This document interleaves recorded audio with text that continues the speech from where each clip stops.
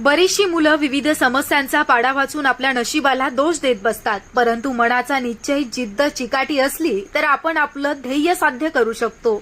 याचंच जिवंत उदाहरण म्हणजे पाचोरा तालुक्यातील पिंपरी येथील प्रेमजित राजपूत हा तरुण. या तरुणानं जंगलामध्ये राहून अभ्यास आणि व्यायाम करून कोणत्याही प्रकारचे महागडे क्लासेस न लावता पोलीस भरतीमध्ये यश मिळवलं. प्रेमजित राजपूत याची घराची परिस्थिती जेमतेम म्हणून सकाळी अभ्यास, दिवसभर रोजीरोटी यासाठी काम आणि रात्री अभ्यास करून यश संपादन केल्यानं त्याच्यावर अभिनंदनाचा वर्षाव होत आहे. प्रेमजित रोहिदास राजपूत, माझं गोंदिया SRPF गोंदिया इथे सिलेक्शन झालंय. मी आता इथेच अभ्यास करायचो रूमवर. ही माझी रूम आहे. तुमचं शिक्षण किती झालंय? माझं ग्रॅज्युएशन झालंय BSc मध्ये. हा, पोलीस मध्ये भरती व्हायचं वयाच्या कितव्या वर्षापासून ठरवलं? मी 24 पासून चालू केलं. मी पहिले तिकडेच करायचो औरंगाबादला शिक्षण. मला ते काही जमत नव्हतं, मग हे पोलीस भरतीच माझं स्वप्न होतं लहानपणापासून. तुम्ही जंगल परिसरातलीच खोली का निवडली? माझ्या ते पैशांचा अभाव, घरची परिस्थिती, थोडा आर्थिक अडचणी होत्या त्याच्यामुळे.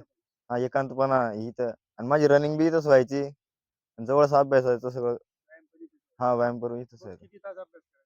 रोज 5-6 घंटे डेली करायचं फक्त. एक्सरसाइज एक्सरसाइज 2 घंटे. रोज सकाळ हा, सकाळ संध्याकाळ, नाही सकाळी नाही संध्याकाळी.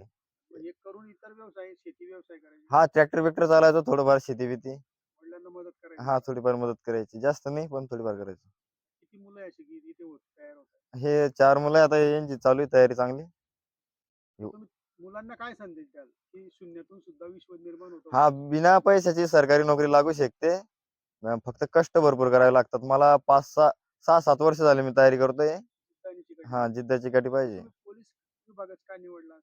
मला लहानपणापासून वर्दीची आवड होती. वर्दी घालायची होती, म्हणून मी ते स्वप्न माझं होतं लहानपणापासून. लहानपणी पोलीस पाहिल्यावर तुम्हाला कुतूहल वाटत? हा, की पोलीस वर्दीच घ्यायची असं लहानपणापासून स्वप्न होतं. ते पूर्ण झालंय माझं यावर्षी.